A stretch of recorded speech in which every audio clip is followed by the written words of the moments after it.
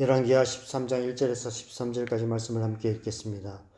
유다의 왕 아하시야의 아들 요아스의 제23년에 예후의 아들 요아스가 사마리아에서 이스라엘 왕이 되어 17년간 다스리며 여호와 보시기에 악을 행하여 이스라엘에게 범죄하게 한 느밧의 아들 여로보암의 죄를 따라가고 거기서 떠나지 아니하였으므로 여호와께서 이스라엘에게 놓아사 늘 아람 왕 하사엘의 손과 그의 아들 베나닷의 손에 넘기셨더니 아람 왕이 이스라엘을 학대함으로 요아스가 여호와께 간구하매 여호와께서 들으셨으니 이는 그들이 학대받음을 보셨음이라.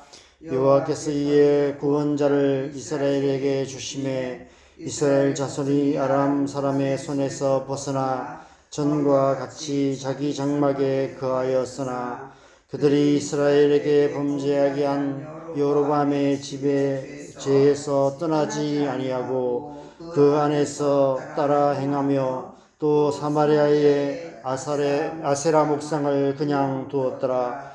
아람 왕이 요아스의 백성을 멸절하여 타작마당에 티끌같이 되게 하고 마병 50명과 병거 10대와 보병 10,000명 외에는 요아스에게 남겨두지 아니하였더라. 요아스의 남은 사적과 행한 모든 일과 그의 업적은 이스라엘 왕 역대 지략에 기록되지 아니하였느냐. 요아스가 그의 조상들과 함께 자매 사마리아에 장사되고 그 아들 요아스가 대신하여 왕이 되니라.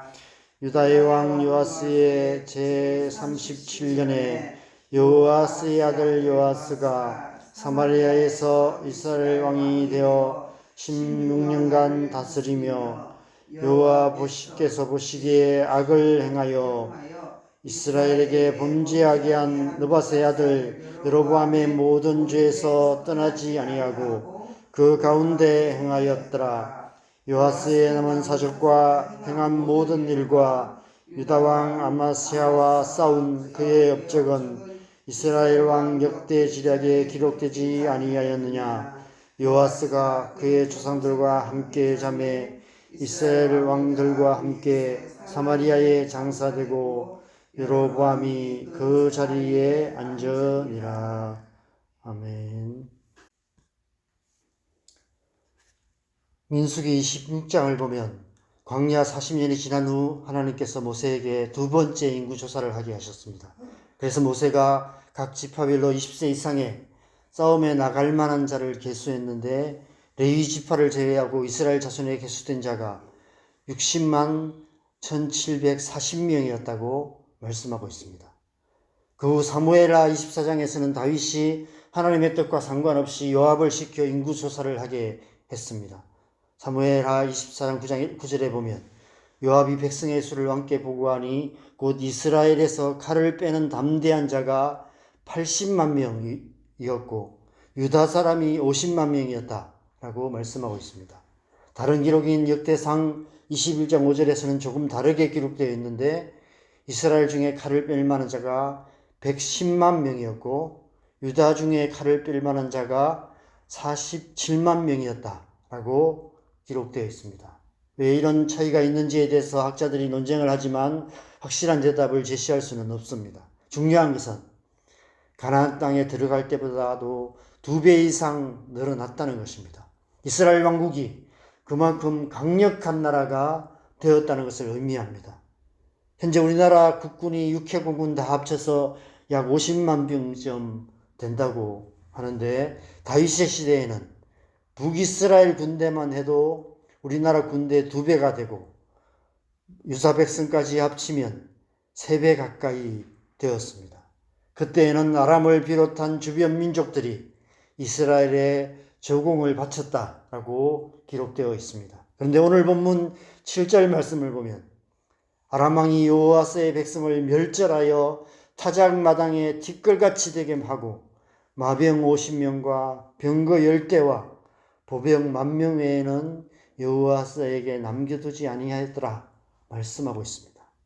100만을 자랑했던 북이스라엘 군대가 불과 130년 만에 100분의 1로 줄어든 것입니다. 고작 10,000명으로 어떻게 나라를 지킬 수 있겠습니까? 북이스라엘 왕국이 쇠약해질 대로 쇠약해져서 무방비 상태가 되어버린 것입니다. 사람으로 따지면 겨우 목숨만 붙어있는 식물인간처럼 되어버린 것입니다. 왜 북이스라엘이 이 지경이 되고 말았을까요?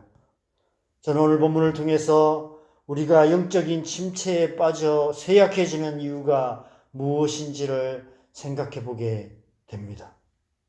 오늘 본문에 3번이나 반복되어 기록된 절이 있습니다.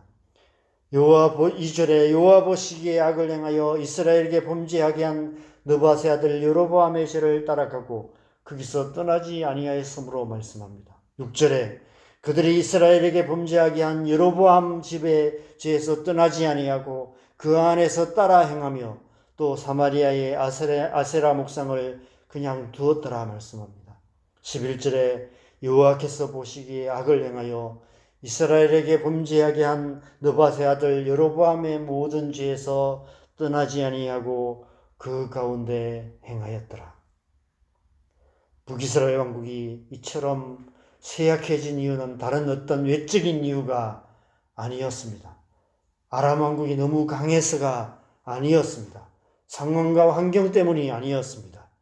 그들의 마음이 온전히 하나님을 향하고 있지 않았기 때문입니다. 왕조가 몇 번이나 바뀌었음에도 불구하고 여전히 여로보암의 죄에서 떠나지 아니하고 그 가운데 행했기 때문이라고 말씀하고 있습니다. 여러분, 여로보암의 죄가 무엇입니까? 열왕기상 12장 말씀을 보면 여로보암이 북이스라엘의 남쪽 베델과 북쪽 끝 단에 금송아지를 세웠습니다. 그래서 북이스라엘 백성들이 그것에 경배했다라고 말씀하고 있습니다. 우리가 그 말씀을 묵상할 때 함께 생각해 본 것처럼 여로보암을 비롯한 북이스라엘 백성들은 그 금송아지를 우상이라고 생각하지 않았습니다. 자신들은 지금 금송아지가 아니라 그 위에 좌정하시는 하나님을 섬긴다고 생각했습니다. 여호와의 성전에 그 두 그룹 날개 사이 언약궤 위에 좌정하시는 하나님이 아니라 금송아지 위에 좌정하시는 하나님을 그들은 섬겼습니다. 그들은 이 세상 사는 동안 먹고 살 걱정 없게 만들어주시는 하나님을 원했습니다. 하나님께서 금송아지 위에 좌정하셔서 그의 백성들에게 물질적인 풍요를 주실 것을 기도했습니다. 여로보암이 만든 금송아지 위에 하나님은 그들의 마음에 흡족한 하나님이었습니다. 그래서 그들은 나름대로 정성을 다해 금송아지 위에 하나님을 섬겼던 것입니다. 우리가 지난 주일까지 요한복음 6장의 오병이의 기적 이야기를 통해 하나님의 은혜를 함께 나누었는데 오병이의 기적을 맛본 무리들이 광기에 사로잡혀 예수님을 억지로 잡아서 왕으로 세우려 했습니다. 그들은 예수님께서 왕좌에 앉으셔서 먹고 살 걱정 없게 만들어 주시기를 원했습니다. 그들은 예수님을 억지로 금송아지 위에 앉히려 했습니다. 그들은 여전히 그 옛날 여로보암의 죄에서 떠나지 못하고 있었던 것입니다.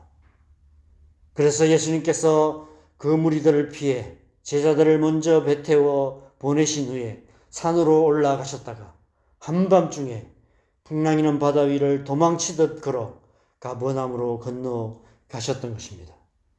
예수님은 금송아지 위에 앉으시는 하나님으로 이 땅에 오시지 않으셨기 때문입니다. 예수님은 우리의 죄를 대신하여 십자가에 못 박혀 죽으시는 하나님으로 이 땅에 오신 것입니다. 예수님은 금송아지 위에 앉아서 화려한 금관을 쓰시는 분이 아니라 십자가 위에서 가시면류관을 쓰시는 하나님이십니다. 예수님의 보좌는 이 땅이 아니라 저 하늘의 하나님 우편에 있기 때문입니다. 그래서 예수님은 지금 부활 승천하셔서 이 땅의 금송아지 위가 아니라 하나님 보좌 우편에 앉아 계십니다. 여러분은 어떤 하나님을 믿습니까?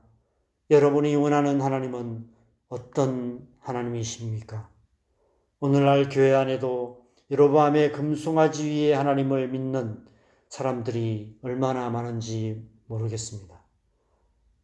우리의 마음 안에도 그 금송아지들이 많이 있는 것 같습니다. 그래서 이 세상이나 세상에 있는 것들을 사랑하는 마음을, 미련을 버리지 못하고 육신의 정욕과 안목의 정욕과 이생의 자랑을 따라 헛된 삶을 살아가게 되는 것 같습니다. 하나님 앞에 나와 예배하며 부르짖어 기도하지만 우리의 기도 제목들을 보면 번쩍번쩍 빛나는 금송아지밖에 보이지 않는 것 같습니다. 이 세상을 사는 동안 세상이나 세상에 있는 것들을 사랑하는 마음에서 완전히 자유로울 수 있는 사람은 아무도 없습니다. 더욱 이 세상은 가면 갈수록 우리의 눈을 사로잡는 빛나는 것들이 더 많아지고 있습니다. 저는 요즘 차를 운전하고 다닐 때마다 제 마음 깊이 자리 잡고 있는 금송아지를 보게 됩니다. 자꾸 더 좋은 차들이 눈에 들어옵니다. 요즘 우리나라가 차를 너무 잘 만드는 것 같습니다. 제가 재작년 말에 중고차를 샀었는데 이왕 사는 거 그때 돈 좀 더 주고 더 좋은 차를 살 걸 후회가 될 때도 있습니다. 제 마음속에 가득한 육신의 정욕과 안목의 정욕과 이생의 자랑이라는 금송아지들에 대해서 더 적나라하게 얘기하고 싶지만 그랬다가는 나중에 여러분 볼낯이 없을까봐 이 정도만 얘기하겠습니다. 이런 마음들이 우리 안에 있는 여로보암의 요소가 아닐까 이런 생각이 듭니다. 우리 안에 육신의 정욕과 안목의 정욕과 이생의 자랑이라는 이름의 금송아지들이 가득합니다. 우리가 영적으로 침체되고 쇠약해지는 이유가 이 때문이고 우리가 날마다 성령 충만을 위해서 기도하지만 더 깊은 성령의 역사하심 가운데 나가지 못하는 이유도 이 때문입니다. 단지 우리 각개인의 신앙에서만 아니라 교회가 약해지는 이유도 이 때문인 것 같습니다. 우리 안에 가득한 여로보암의 금송아지로 인해 성령께서 우리 안에 충만하게 역사하실 수 없고 그래서 우리는 결국 이 세상 한가운데서 무기력한 식물인간 같은 신앙생활을 할 수밖에 없는 것입니다. 그리스도인이 식물인간 그리스도인이 되고 교회가 식물교회가 되고 있는 것입니다.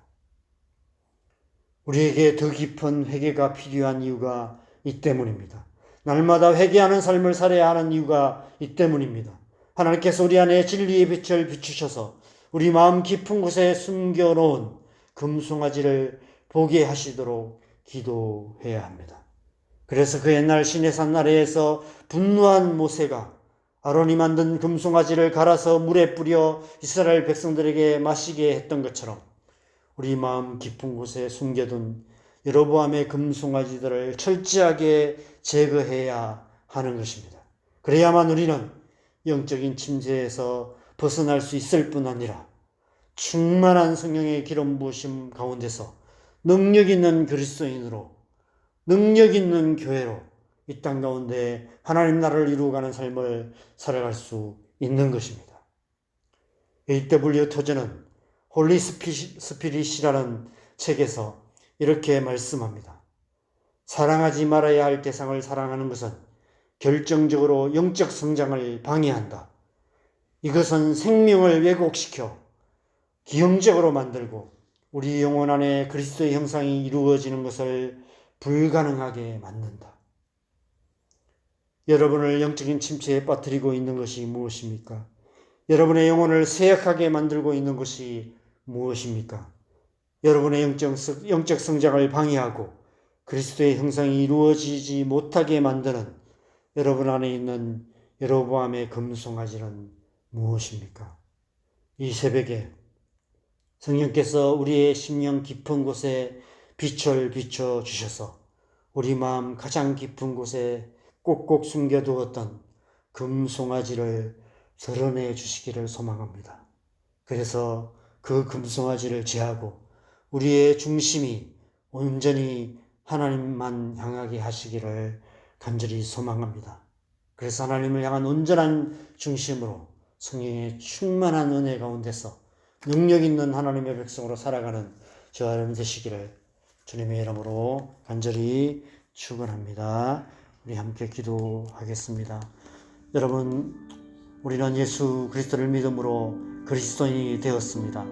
그리고 그리스도인으로서 우리가 오랫동안 신앙생활을 해왔습니다. 그럼에도 불구하고 우리가 살아가는 이 세상을 살다 보면 우리 안에 우리도 모르게 세상이나 세상에 있는 것들을 사랑하는 마음, 육신의 정욕과 안목의 정욕과 이생의 사랑이라는 다양한 형태, 다양한 모습의 금송아지들이 우리의 마음속에 깊은 곳에 자리 잡고 있는 모습들을 우리는 보게 됩니다. 너무 오랫동안 너무 깊은 곳에 숨겨져 있어서 우리가 안에 그것이 있는지도 알지 못하고 나는 스스로 신앙생활을 잘한다라고 자부하면서 그렇게 살아가고 있는 우리의 모습들을 보게 됩니다. 우리가 약해지는 이유, 영적 침체에 빠지는 이유, 교회가 연약해지는 이유, 교회가 하나님의 백성들이 이 땅 가운데 능력 있는 삶을 살아가지 못하는 이유, 날마다 성령 충만을 위해서 기도하지만 실제로는 성령 충만하지 못하고 성령의 능력과 권능이 나타나지 못하는 이유가 어쩌면 이 때문인지도 모른다는 생각이 듭니다.